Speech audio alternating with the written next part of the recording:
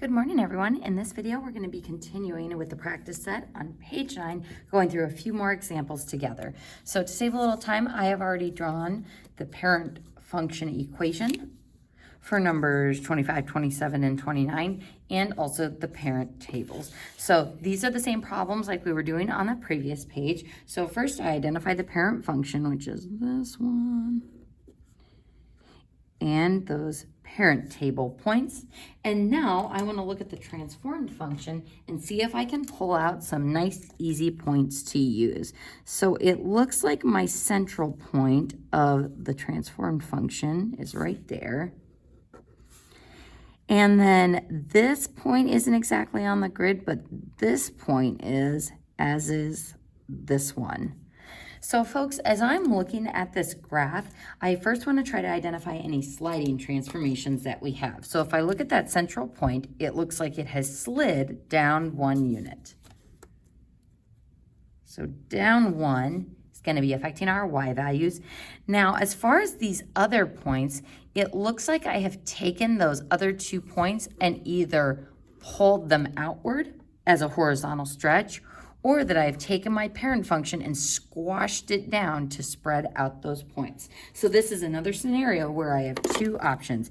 It's either a horizontal stretch or a vertical shrink.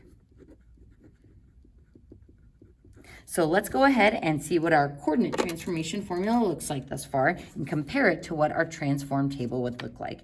So currently, the only transformation we are sure about is the down 1, which is affecting our y value. So y minus 1. In my transform table, I'm going to put those 3 exact points that I had on my graph. The -2, -2, 0, -1, and 2, 0. So as I'm looking, let's look at the y values first. If I subtract 1, -1 minus 1 is -2. 0 minus 1 is -1, and 1 minus 1 is 0. Hooray! So that means our y values are good to go with that transformation. So vertical shrink is out. So our next goal is to find our horizontal stretch factor by looking at our 2 tables. So -1 times what for the stretch factor equals -2. Well, I'm kind of thinking that maybe it's going to be 2 for that one. Let's try that with the rest of the points. 0 times 2 is 0, and 2 times 1 is 2. So that shows me that the 2 is our horizontal stretch factor. So a horizontal stretch by 2. So that's tough in and of itself, but now the even trickier part is turning these transformation descriptors back into a transformation equation. So first, this is a cubic function, so I'm going to have y equals, and then inside with the cube, how do we say a horizontal stretch by 2? So remember, it reciprocalizes to go back into the equation, so this would be 1/2 x inside our cubic function, and then the -1 on the outside. So horizontal stretch by 2, because it reciprocalizes in the equation and is 1/2. So again, always be careful with those horizontal ones. And if it helps you, since we're more used to going from this to this, after you've written your transformed formula, see if you can describe the transformations. -1 on the outside would be down 1. 1/2 on the inside, we cross our eyes and reciprocalize it. That would be 2, which is a stretch number. So folks, that one was a little bit trickier. Looking at our next problem, we've got our reciprocal function. There's my parent function,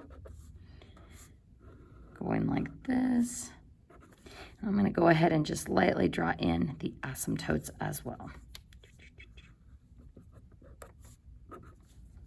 All right. Now, when we look for our sliding transformations here, it is easiest if we look at the asymptotes. So I'm going to go ahead and just look at these curves.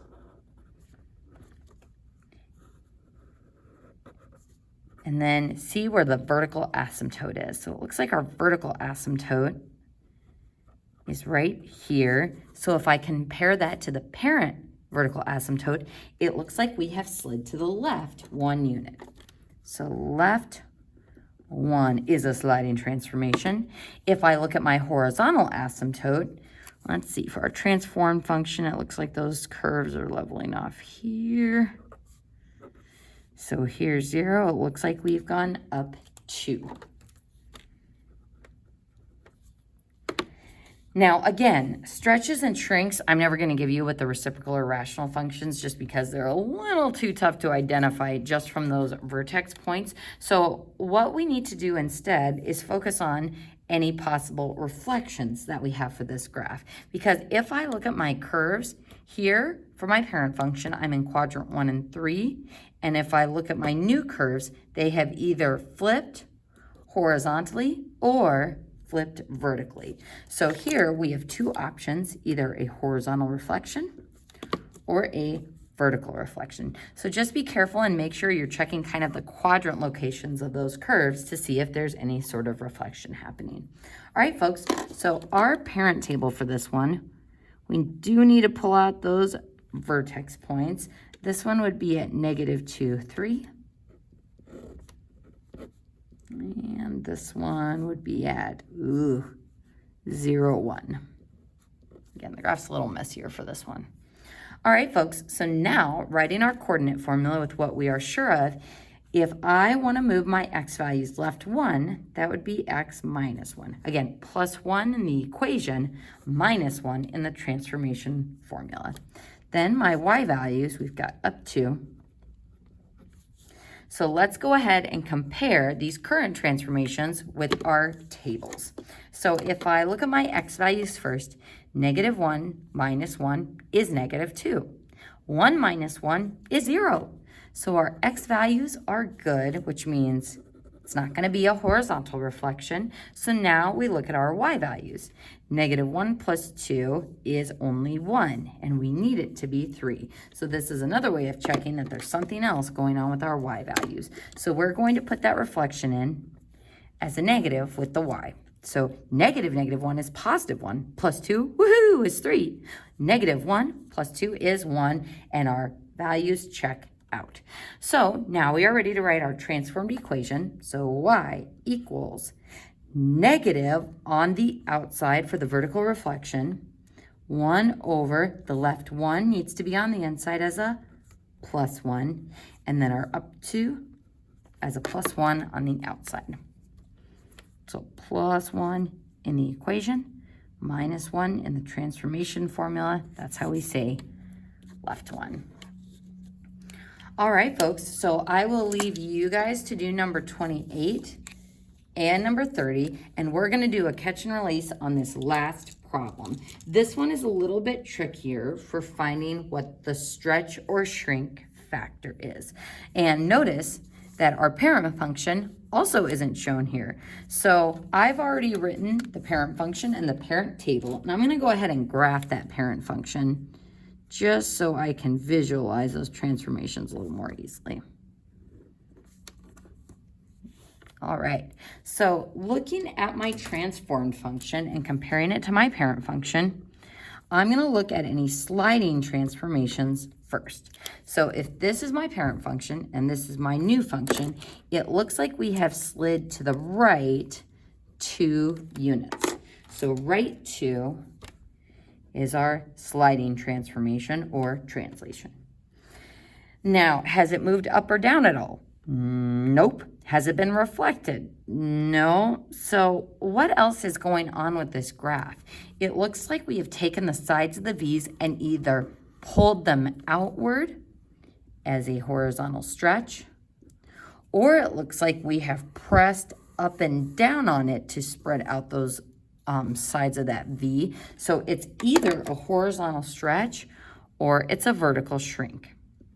So again, visually, it's one of those two transformations. Now, my transform table, pulling out exact points there. There's one. There's another one. So our transform table will be -1, 1, 2, 0. It's my vertex, and 5, 1.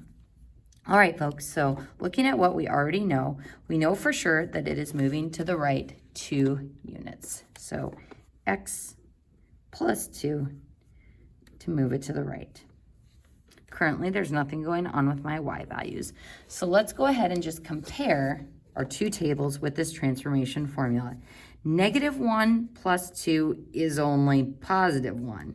0 plus 2 is 2, works for the vertex, but 1 plus 2 gives me 3, not 5. So that means it's probably going to be a horizontal stretch because my x values currently don't match with just the +2. Let's go ahead and see how our y values are doing.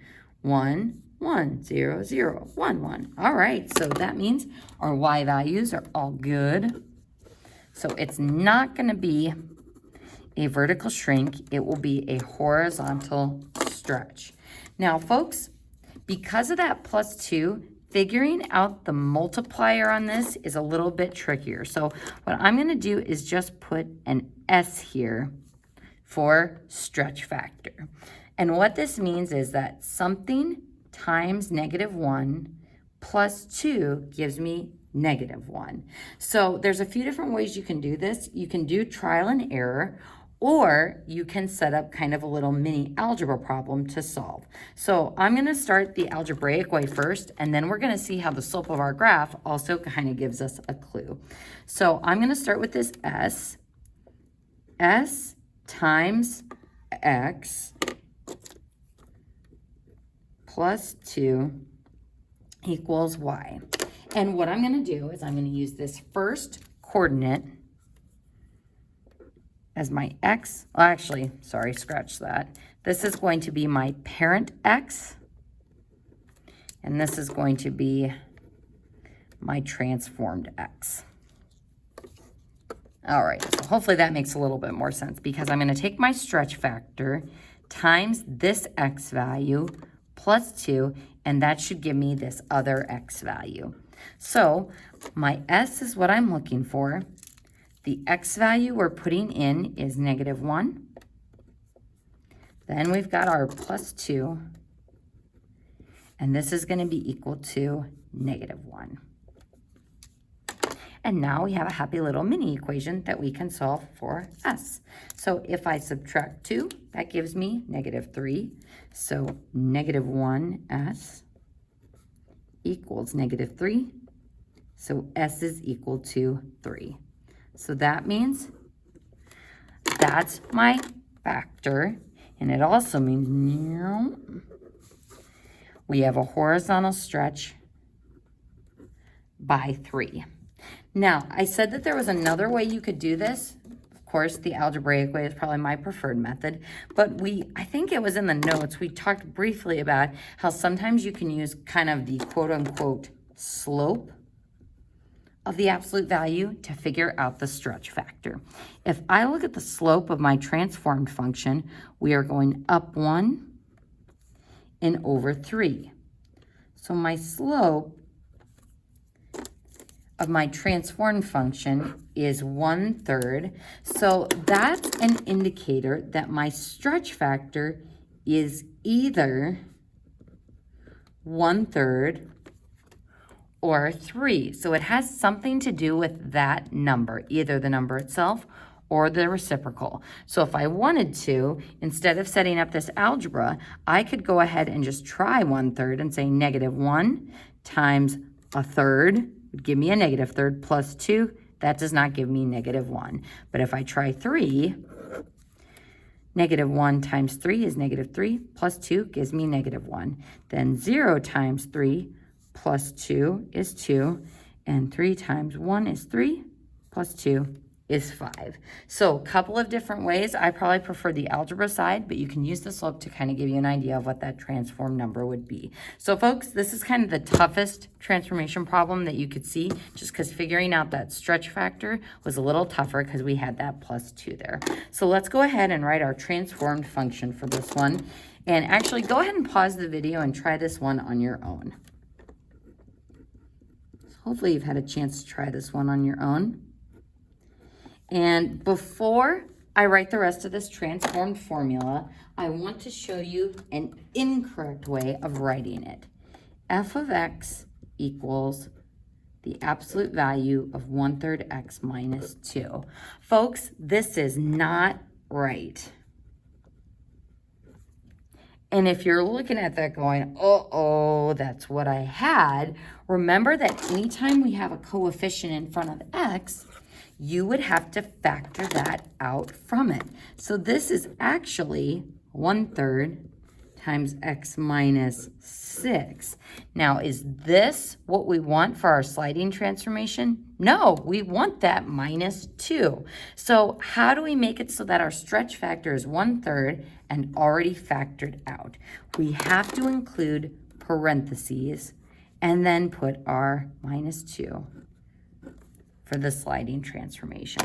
So folks, I would put a star by this one. Lots of good stuff to study in this problem, and especially those parentheses, because that is what makes it go right to and be a horizontal stretch by 3. All right, folks, that is it for the practice set video. So you can go ahead and finish the rest of the practice set problems on your own. And that concludes Unit 3.